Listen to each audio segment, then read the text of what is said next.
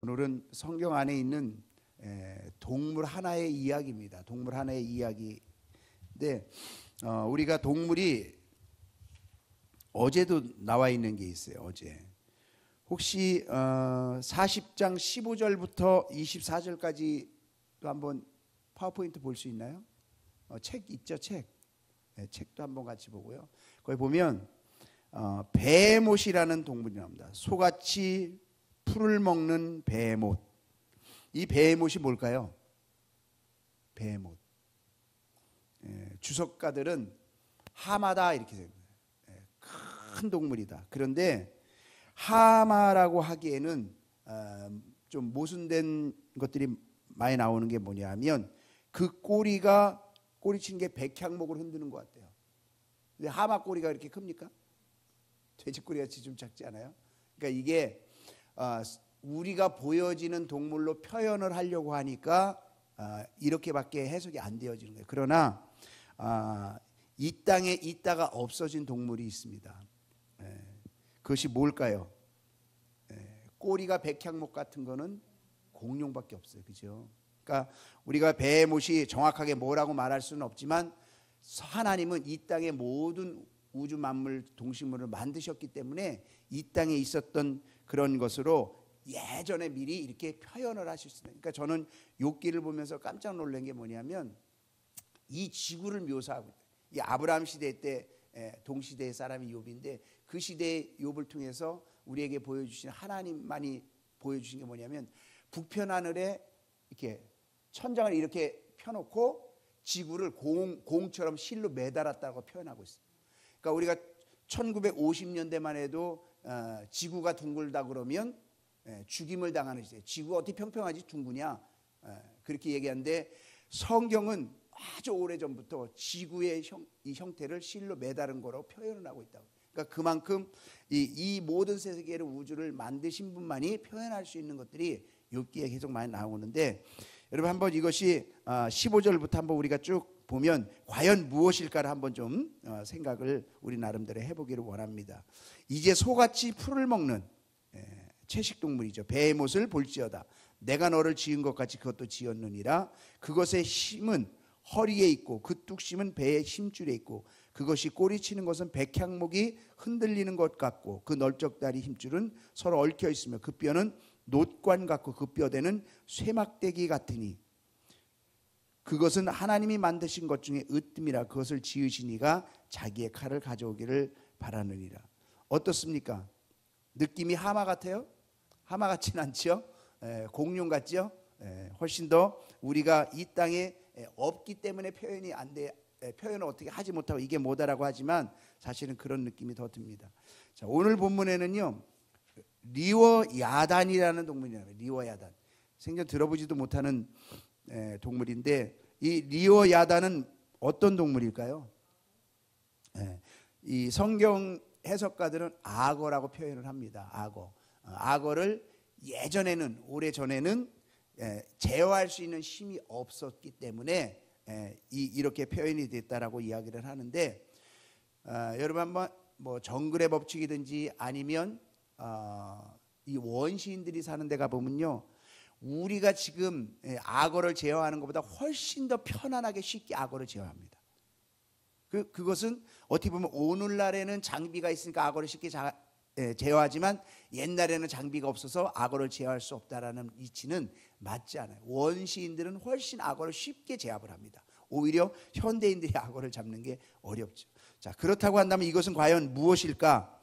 여기도 보면요 콧구멍에 연기가 나오고 입에서 숯불을 지펴서 불을 뿜는 것 같은 게 악어예요? 악어 코에서 연기가 나고 입에서 불이 나옵니까? 악어는 아니에요. 근데 악어는 아닌데 이 땅에 없으니까 그냥 악어다, 악어가 아닐까 이렇게 해석하는 거지 악어는 아니에요. 그럼 과연 무엇일까? 성경에는 계시록에 용이라는 단어가 나옵니다. 용, 옛뱀, 용. 그러니까 하나님은 이 땅에 우리가 용은 전설의 동물이라고만 생각을 하지 우리가 못 보았기 때문에 그냥 그렇지만 성경은 옛뱀, 용이라고도 이야기를 하고 그 용이 아닐까를 저는 보는 거예요. 자, 13절부터 우리 한번 같이 천천히 보겠습니다. 13절 41장 13절부터 누가 그것에 겉 가죽을 벗기겠으며, 악어는 벗길 수 있죠. 그렇죠? 그것에 재갈을 물릴 수 있겠느냐? 악어는 재갈을 물릴 수 있습니다. 누가 그것에 턱을 벌릴 수 있겠느냐? 누가 둥근 이틀을 심히 두렸구나. 그의 질비한 비닐은 그의 자랑이로다. 튼튼하게 봉인하여 닫혀 있구나. 그것들이 서로 달라붙어 있어 바람이 그 사이로 지나가지 못하는구나. 달라붙어 있는데 그것이 비늘처럼 딱 달라붙어 있다. 서로 이어져 붙었으나 능히 나눌 수도 없구나. 그것이 재채기를 한즉 빛을 발하고 그것의 눈은 새벽의 눈꺼풀 빛 같으며 그것의 입에서는 횃불이 나오고 불꽃이 튀어나오며 입에서 불이 나온다는 것이죠. 그것의 콧구멍에서는 연기가 나오니 마치 갈대를 태울 때에 솥이 끓는 것 같이 나온다는 거예요. 콧구멍에서 연기가. 그의 입김은 숯불을 지피며 그의 입은 불길을 뿜는구나. 입에서 불을 뿜어낸다는 거죠. 그런 동물이 이 세상에 있어요? 없죠. 그것의 힘은 그의 목덜미에 있으니 그 앞에서는 절망만 감돌 뿐이구나. 그것의 살 껍질은 서로 밀착되어 탄탄하며 움직이지 않는구나. 그것의 가슴은 돌처럼 튼튼하며 맷돌 아래짝같이 튼튼하구나. 악어라고 표현할 수 있겠어요? 악어라고 볼 수는 없어요. 근데 그냥 인간이 이 땅에 있는 동물로 표현하려니까 악어 아니냐지, 악어는 아니라는 것이죠. 그렇다면 무엇일까? 우리가 용의 모습으로, 우리가 용은 본 적이 없지만 용의 모습으로 표현이 되어 있는 것을 우리는 보게 됩니다. 자, 두 동물을 보았는데 두 동물을 통해서 하나님이 우리에게 알려주시기를 원하시는 것이 무엇일까? 여러분, 이런 동물이 이 세상에 있다라는 것을 알려주기 위해서 이 많은 내용을 성경에서, 그 중요한 성경책 가지고 다니기도 두꺼운데, 그렇죠? 근데 이 많은 내용을 동물 하나 얘기하고 동물 하나 또 얘기하려고 이 많은 내용을 하려 했느냐라는 것이죠. 아니죠. 이 동물들을 통해서 말씀하시려는 하나님의 의도가 있다라는 것입니다. 어떤 의도일까? 우리 1절부터 10절까지를 같이 읽는데, 인간이 이런 동물을 통제할 수 있느냐라는 거예요. 이런 동물들을 통제할 힘이 있느냐라는. 자, 1절부터 10절까지 말씀을 같이 한번 보겠습니다. 내가 낚시로 리오 야단을 끌어낼 수 있겠느냐? 노끈으로 그 혀를 맬 수 있겠느냐? 너는 밧줄로 그 코를 꿰 수 있겠느냐? 갈고리로 그 아가미를 꿰 수 있겠느냐? 그것이 어찌 내게 계속하여 간청하겠느냐? 부드럽게 내게 말하겠느냐? 어찌 그것이 너와 계약을 맺고 너는 그를 영원히 종으로 삼겠느냐? 내가 어찌 그것을 새를 가지고 놀듯 하겠으며 내 여종들을 위하여 그것을 메어두겠느냐? 어찌 장사꾼들이 그것을 놓고 거래를 하겠으며 상인들이 그것을 나누어 가지겠느냐?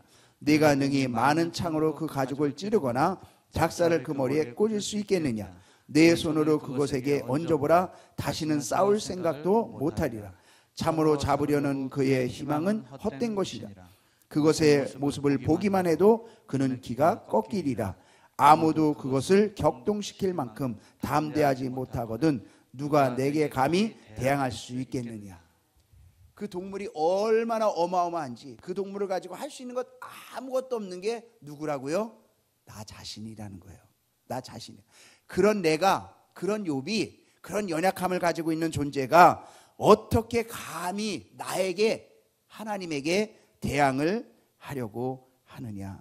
무엇을 이야기합니까? 인간의 연약함, 인간의 한계를 깨닫고 하나님을 의지하라라는 이야기를 하는 것입니다. 왜 하나님이 이런 말씀을 하십니까? 욥의 교만함.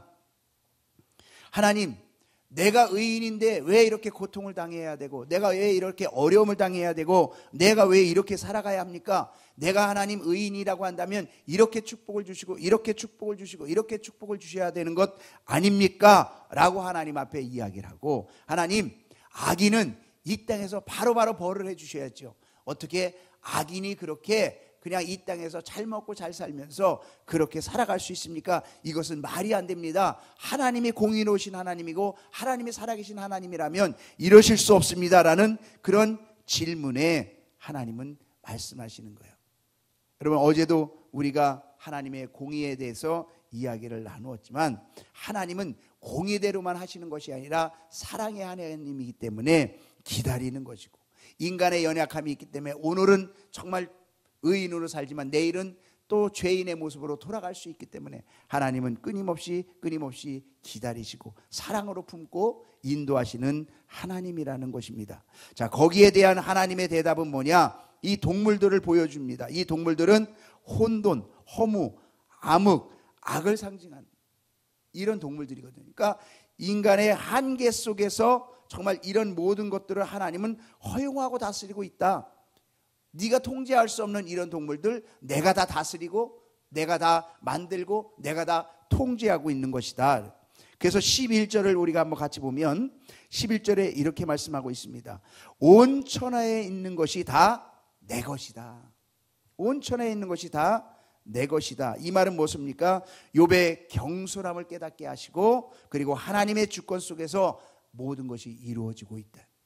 의인이 지금 당장 축복을 받지 못하는 것, 악인이 지금 당장 벌을 받지 않고 있는 이유, 다 그 모든 것 하나님의 뜻 안에서 하나님이 통제하고 다스리고 있는 것이고 하나님의 주권 속에 있는 것이다. 그렇기 때문에 너는 내 주권을 인정하고 받아들이고 나를 의지하고 순종하고 따라오는 것, 그것이 신앙이다라고 우리에게 말씀해주고 있는 것입니다.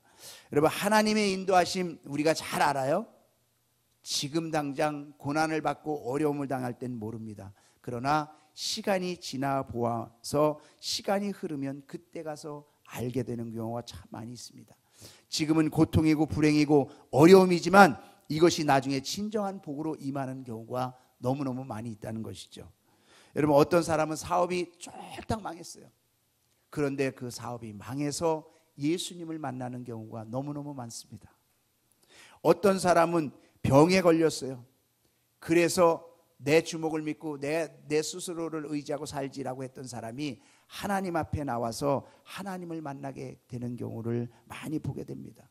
어떤 사람은 고통 가운데 어려움 가운데 하나님 앞에 나와서 하나님을 만나게 되는 경우가 있습니다. 여러분, 이 땅에 내가 사업이 망하고 또 질병을 당하고 고통이 있다고 한다 하들 모든 것이 내가 영원한 생명, 저 천국을 얻는 것과 비교할 수 있겠습니까? 없지요. 비교할 수 없어요. 이 땅에서 내가 어려움이 천국에서의 그것을 얻은 것과 비교할 수 없습니다. 나중에 지옥을 보게 되어지면, 야, 정말 내가 천국을 안 갔으면 어떻게 할 뻔했나, 내가 저런 지옥에서 영원히 산다고 하면 어떻게 할 뻔했나 라는 그런 안도감이 우리에게 주어지게 될 겁니다. 그러면 믿음으로 살아가는 사람에게 주어지는 고통은 무엇이냐? 내가 의인으로 살아가고 정말 열심히 주를 섬기고 살아가고 그렇게 믿음으로 살아가려고 하는데 나에게 주어지는 고통은 그럼 과연 무엇일까? 그것은 믿음의 성숙입니다. 저는 제가 주의 길을 가기 전에는 너무 평탄하고 좋았어요. 근데 주의 길을 가면서 많은 시련들이 있어요. 저는 계속 퀘스천을 가지고, 하나님, 왜 주의 길을 가기 전에는 이렇게 형통하게 그냥 잘 되고 잘 살았는데 왜 주의 길을 가면서 이렇게 어려운 일들이 더 많아집니까? 오히려 주의 길을 가면 더 형통해야 되는 것 아닙니까? 라는 그런 속에서 주의 일은 잘 돼. 주의 일은 잘 돼. 주의 일은 열매가 있고 주의 일에는 아름다운 일이 있는데 제 개인적으로는 힘든 일들이 많이 있는 거예요. 그 속에서 제가 느껴지는 것은, 아, 하나님이 나를 성숙하게 만드시는구나. 성숙하게 만드시는구나. 그런 것들을 느끼게 됩니다. 여러분, 누구에게나 고통이 있는 것이 인생 아닙니까? 그래서요, 어떤 사람은 인생 자체가 고통이라고 해요. 이 세상을 살아가는 자체가 고통입니다. 그렇죠? 그것은 예수를 믿는 사람만 고통이 있느냐? 아니요. 예수를 안 믿는 사람도 고통이 있습니다. 예수를 안 믿는 사람만 고통이 있느냐? 아니요. 예수를 잘 믿어도 고통이 있습니다. 왜요? 인생이라는 자체가, 우리가 이 땅을 살아간다는 자체가 고통이기 때문에 그래요. 그래서 우리 예수님도 우리에게 뭐라고 말씀하십니까? 너희가 세상에서 환난을 당하나, 환난을 당한다는 거예요. 예수를 믿는다고 환난을 안 당한다는 것이 아니라 내가 이 땅을 살아가는 동안에는 우리가 어쩔 수 없이 환난을 당하면서 살아갈 수밖에 없는 것이 우리의 인생이라는 거예요. 그러나 중요한 것은 담대하라. 내가 세상을 이겼다. 주님을 붙잡고 그 이기는 삶을 살아가는 것, 그것이 이 땅에서의 믿음의 삶의 사람의 모습이라는 것입니다. 여러분, 우리의 삶 가운데 고통이 있습니까? 어려움이 있습니까? 나만 겪는 거라고 생각하지 마십시오. 다른 사람도 겪고 살아가고 있고요, 다른 사람은 나보다 더 어려운 것을 겪고 살아가는 사람이 수도 없이 많다라는 것이죠. 하나님, 왜 내가 의인인데, 내가 하나님 앞에 바르게 사는데 나에게는 이런 어려움이 오고 있습니까? 아니요, 누구에게나 어려움이 오는 것이 이 땅의 인생이라는 거예요. 그래서 하나님은 욥을 통해서 우리에게 말씀하시는 것이 있습니다. 너 중심의 생각, 인간 중심의 생각, 작은 시야에서 벗어나야 하나님을 볼 수 있는 눈이 열릴 수 있다. 그것이 신앙이다. 그 하나님을 붙잡고 하나님의 인도하심을 바라보면서 그렇게 나아가는 것, 그것이 신앙생활이다. 여러분, 사람은요 다 자기중심적이에요. 어제도 우리가 배웠지만 다 이기주의적이고 자기중심적이거든요. 그래서 자기 자신 위주의 생각에 빠져 있으면요 더 넓은 것을 볼 수 있는 능력이 없어요. 아이에게 아이스크림을 사줬어요, 아빠가. 근데 아빠 한 입만 먹을게. 그래서 한 입을 콱 아빠가 깨물어 먹으면 그 아이는 앙 하고 웁니다. 왜 울어요? 없어진 아이스크림만 보이니까. 그렇죠? 없어진 아이스크림만 보이니까 우는 거예요. 그런데 없어진 아이스크림을 보는 게 아니라 아빠를 쳐다봤다면, 그러면 아빠가 또 사줄 거예요. 그렇지 않습니까? 우리는 이 땅에 내 삶이 곤고하고 어려울 때 하나님의 인도하심을 바라볼 때 우리는 승리할 수 있어요. 내 지금의 고통을 바라보면요 그 고통에 매여서 헤어나지 못해요. 그러면 믿음도 다 사라지고 내 신앙의 모습도 다 사라지고 그냥 고통하는 모습 속에서 내가 빠져있는 나의 모습을 보게 될 겁니다. 그러나 오늘도 나를 바라보시고 오늘도 나에게 더 좋은 것으로 예비하시고 인도하시는 하나님, 나의 작은 시야를 열어서 그 크신 하나님을 바라볼 때 우리는 하나님 앞에 위대한 성숙자, 축복자, 역사를 이루는 믿음의 주인공들이 되게 될 줄로 믿습니다. 오늘 저와 여러분이 그런 하나님의 사람, 하나님의 믿음의 모습, 아름다운 기도의 사람이 되어질 수 있기를 주의 이름으로 축원합니다.